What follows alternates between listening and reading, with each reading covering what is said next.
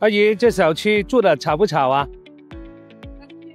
住了1年多了，啊？住了1年多，你住了1年多啊？怕不怕吵啊？也不没什么吵的。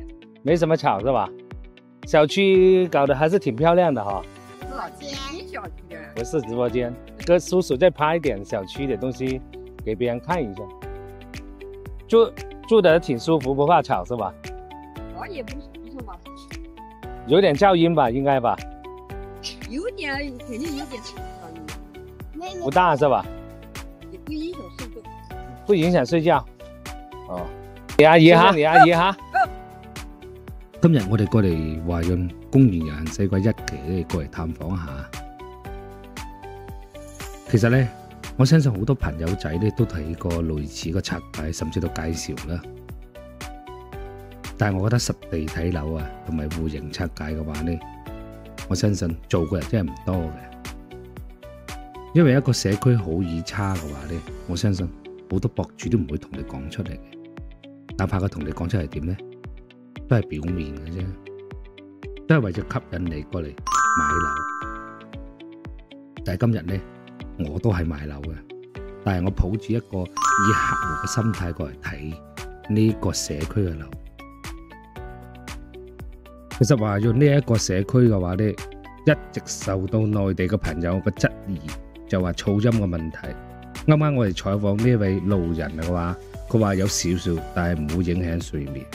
咁我哋都會喺呢一個社區繼續採訪其他路人對呢一個社區嘅管理嘅評價係點？請關注我哋準備開始啦。我哋嚟到社區嘅門口，我哋喺門口出邊睇得到嘅話，門口係幾骨子同埋幾舒服啊嚇，因為有5米幾嘅大堂，見到有多少大氣嘅。入到嚟嘅話，我哋見到有張梳化俾我哋休息嘅。好啦，我哋係正門口嘅話咧，佢係採用人面識別嘅，大家跟我過嚟睇下。我哋通過大堂門口入咗嚟啊，呢個社區啊，兩邊嘅道路啊，睇清楚嘅話都係算比較乾淨嘅。佢個綠化呢，收留咗年紀嘅話咧，我覺得打理都係非常之好嘅。你睇下，通過我哋鏡頭係睇到周邊嘅垃圾幾乎係冇嘅。咁啊，灰塵有冇我唔知啦，費事檢查咁多細緻啦，係咪？咁啊，跟住我個鏡頭過嚟，睇到我哋個8棟樓下嘅草坪呢度。草坪呢度咧，其實我都睇唔到任何有垃圾堆積嘅情況嚟嘅。大家睇下，喺門口幾乎係發現唔到咩垃圾噶啦。咁啊，睇下，咁我哋再睇睇入到門口嘅大堂，有6米高啊，睇到高大上喎。我哋再往前睇睇，睇過有冇發現到有冇垃圾堆積嘅問題。咁我哋行到1樓嘅大廳。呢個休息室呢度嘅話，我哋睇咗都係算比較乾淨嘅，都暫時未發現到任何垃圾堆積嘅問題。不過我覺得場地就稍微空隙咗少少啦。行到呢度，我哋直接好似到咗呢度，應該係一個網球場嚟嘅。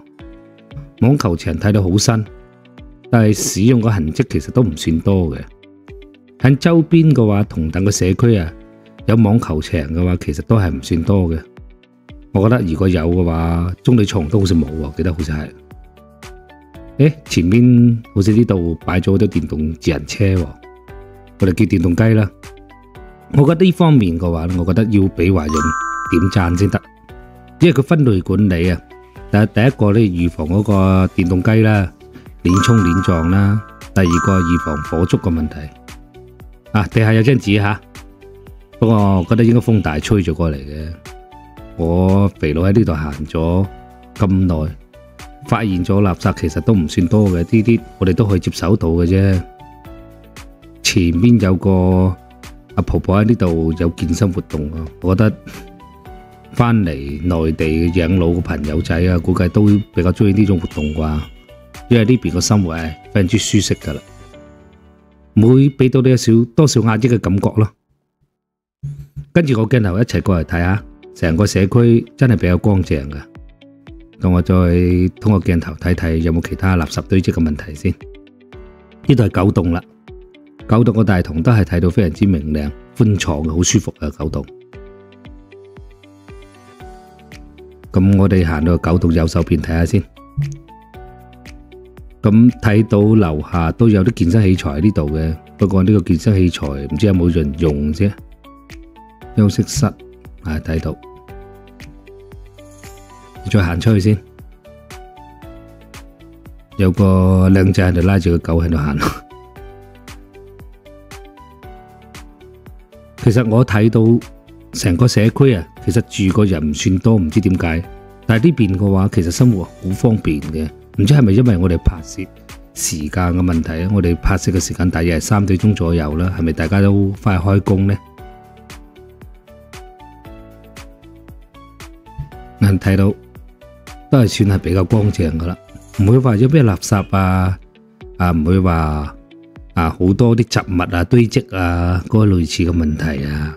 我哋睇到嘅情況目前就係咁。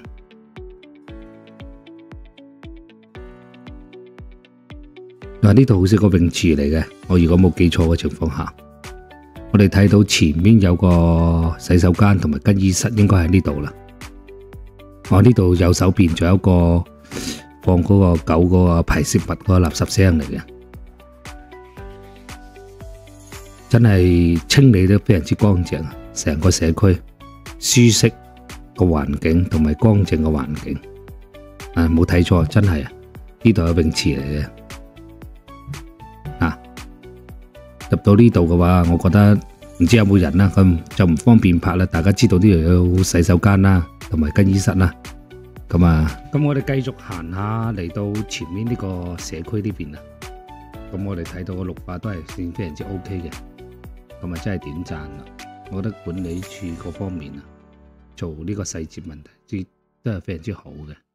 同我哋現場睇得到嘅情況下嘅話呢，我哋嚟到10棟樓下嘅草坪都好啦。呢個社區嘅環境衛生環境同埋雜物堆積嘅話呢，我哋都係睇唔到嘅。咁佢採用人車分流啦，咁車基本上唔會見得到啦，係咪？咁大家睇透呢個社區嘅環境，唔係雖然話好豪或者係點但我覺得最起碼對比周邊嚟講嘅話呢，都係新啦，都係舒適嘅同埋舒服啦。咁我哋已經行到呢邊嘅話呢個東門。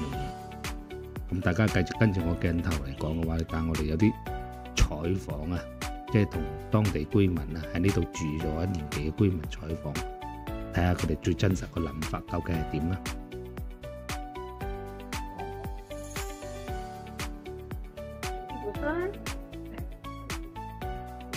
你們住在這裡，覺得這裡管理怎麼樣啊？管理我感覺衛生這裡好像走進來看，這裡衛生也還不錯，但是其他方面不知道怎麼樣。差不多吧，也沒說很好，也沒說很差，還過得去了哈。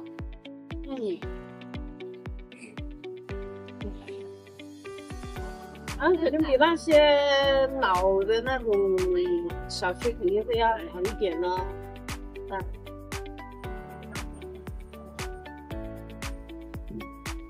我感覺好像這附近這幾個小區，就這裡小孩子玩的還是比較多的。我不知道，可能我們沒去過別的小區吧，我就覺得我們小區玩的挺少的。我去個隔壁中旅那邊的話，它有，沒有這些沙池，秋千有2個，但是它都反正就沒那麼多，所以感覺這裡還是比較適合小孩子玩的東西，還是比較多。小區小孩子多。那邊孩子也多，那邊那個滑滑梯的下面那些這些都爛了，也沒有見維修。而且小孩子經常去，有時候有些大的孩子又不讓小的孩子。像那些幼兒園的回來，基本上都是那些幼兒園的那些小朋友在玩，這些小的都玩不了了。那大的來跑啊。他有那麼多也不怕，如果少的話就那個，多的話人一樣還是夠分的。是做自媒體的嗎？你是做自媒體的嗎？過來看板房。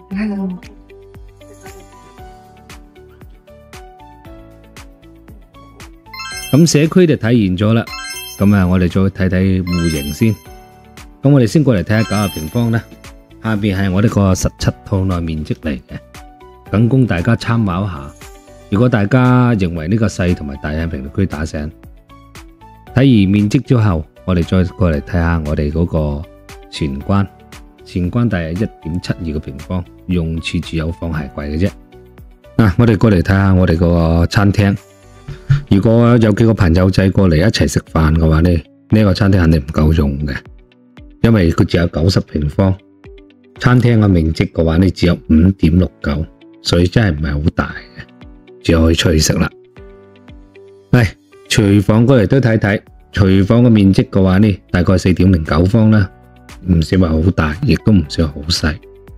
但係廚房嘅話雖然夠用啫，但係有個問題就係採光同埋私隱性嘅問題係非常之唔係好好嘅。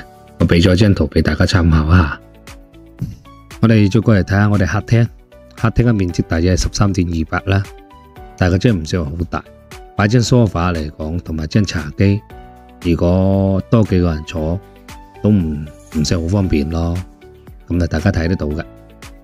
再過嚟睇睇我哋嘅陽台，呢個陽台嘅面積大約係 4.53， 大家睇到 4.53 對比依家好多發展商新嘅戶型嚟講，都係偏細咗少少嘅，大家參考下。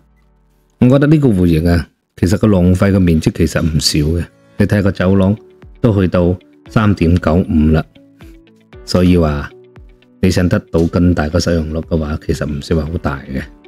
我哋再過嚟睇下第一間客房先，我哋17嘅面積係 7.87 平方啦。呢一個面積嚟講嘅話呢，同等戶型下其實都唔算話好細嘅，因為做埋1.5米床啦，同埋嗰個衣櫃個空間都係有剩嘅，因為佢可以設計個空間真係非常之多，譬如話榻米都得啦，完全問題都唔算話好大嘅。睇完咗呢個面積咗之後，但係我覺得飄窗其實我係唔中意嘅，因為飄窗對我嚟講毫無意義，因為佢已經佔咗接近1個平方啦。所以大家點睇呢個飄窗呢？公衛呢，我哋17嘅面積係 3.41 啦，但係有個問題就係私隱性嘅話比較差啲。我同樣係準備咗張圖俾大家參考一下，因為公衛呢一個窗其實都係算比較大嘅，所以私隱方面嘅話，大家睇住嚟辦啦。再過嚟睇睇我哋陽光房，我哋個陽光房大約係 4.63 個平方，有陽台改造而成嘅。依家目前發展商用榻米嘅裝修風格嚟作為示範單位，但係我覺得冇飄窗呢，相對嚟講比較好用啲。大家點睇？好啦，睇完陽光房之後嘅話呢，大家比較關注個主人房，即係我哋個主臥 9.8 個平方，加埋個飄窗係 11.51 啦。擺翻張1.8床同埋裝埋衣櫃呢個空間基本上冇問題嘅。因為我認為呢個飄窗嘅話呢，有損咗呢一間主人房一個使用空間嘅。大家認為啱嘅話呢，打翻你個睇法同我講翻聲，係咪？好啦，主人房就睇完啦，我哋再睇睇我哋嗰個主臥先，即係我哋個衛生間。衛生間嘅面積其實唔大唔細，啱夠用 3.53 個平方。但係大家有冇發現咗飄窗就佔咗接近1個平方啦？但係個採光問題令我擔憂嘅。好啦，由於一期呢全部嘅話呢，從1字樓嘅設計，所以我感覺個分攤面積係有多咗嘅，因為佢多咗條走廊啊嘛。90平方個樣板房除咗裝修選號，我哋17係接近70平方嘅個套內，所以有一個問題就係我唔知大家有冇發現呢個走廊會唔會對我哋嘅私隱造成影響呢？如果有嘅話，打翻屏幕上同我講翻聲，我哋下一期再同大家分享個105